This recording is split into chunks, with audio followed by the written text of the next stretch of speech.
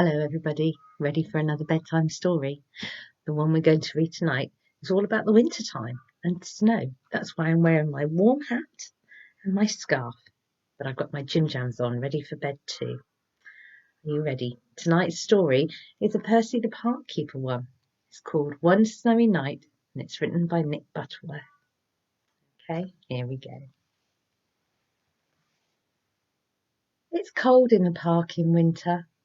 Percy the Park Keeper doesn't mind. He puts on his warm coat and his big scarf and wears 2 pairs of woolly socks inside his welly boots. Percy likes to be out in the fresh air.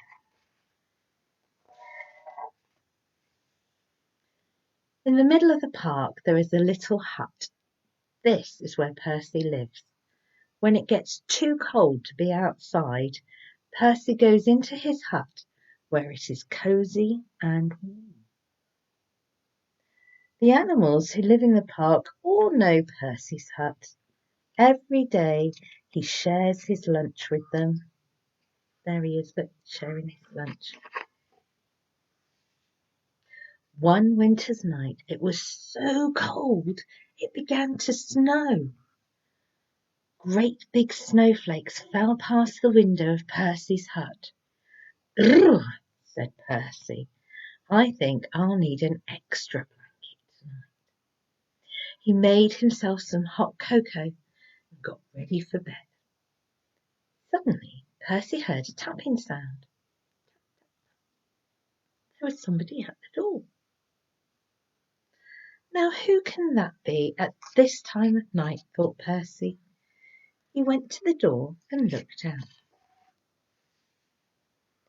There on the step was a squirrel. It looked very cold and miserable. "I can't get to sleep, Percy," said the squirrel. "My bed is full of snow." "Oh dear," said Percy. "Never mind, I've got plenty of room for 2. Squirrel snuggled down next to Percy and soon began to feel warm. Knock, knock! It was the door again. Now who can that be? Thought Percy. Standing outside were 2 shivering rabbits. "It's freezing," said one rabbit. "We're frozen," said the other. "You poor things," said Percy. "Come in and warm up." The rabbits squeezed into the bed next to Percy and the squirrel. There wasn't much room. "Could you face the other way?" Percy asked the squirrel. "Your tail is tickling my nose." Knock, knock. "Oh dear," said Percy. "Now there's someone else at the door." It's very busy, isn't it? It was a fox. He looked very cold and hungry. "Can I come in too?" he asked. Percy scratched his head and thought for a minute. "Well, if you promise to behave," he said. "I promise," said the fox, and he squeezed into bed next to all the other. Thump! Whoops! The squirrel fell out. "Who did that?" asked the squirrel crossly. "Knock, knock, knock! Goodness gracious," said Percy. "It's the door again."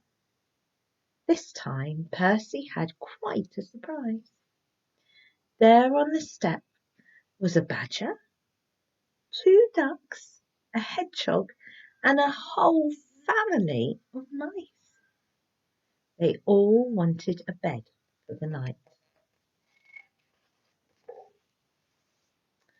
Poor old Percy and poor old Percy's bed.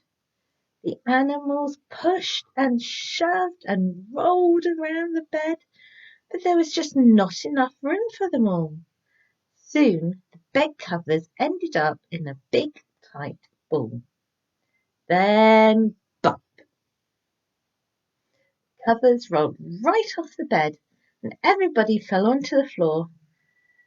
"Oh dear," said Percy, "this just won't do at all. My bed is just too small." Suddenly, one of the mice pricked up his ears. "What's that noise?" he squeaked. Everyone listened hard. Now they could all hear it. There was a scratching, scraping sound. It seemed to be coming from underneath them. "There's something moving under the floor," whispered Percy. The animals looked frightened, and the mice all started to squeak at once. "Oh dear, what can it be?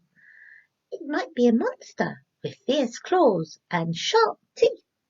The noise grew louder and louder. Then one of the floorboards began to move. Creak, creak. "Look out! It's coming up through the floor!" Suddenly there was a loud creak. "Help!" cried the animals, and they all ran to hide. But Percy wasn't frightened. He started to chuckle. Then he laughed out loud. A small dark head was sticking up through the floorboards.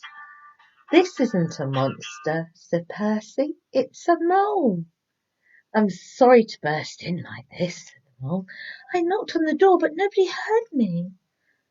Percy helped the mole up through the hole in the floor, sat him on his hot water bottle to get warm, put the floorboard back. "It's all right, everyone," he said. "You can come out now." But nobody moved.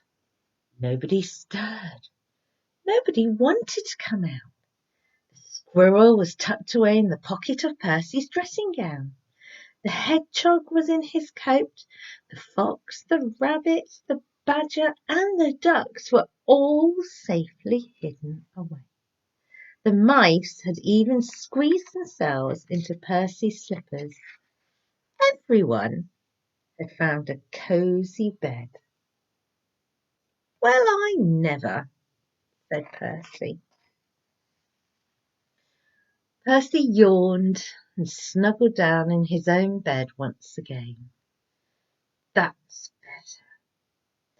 Now I've got plenty of room," he said, "and a little to spare for a mole. Night-night, Percy. And night-night, you guys. Sleep well, and I'll see you all again soon. Bye."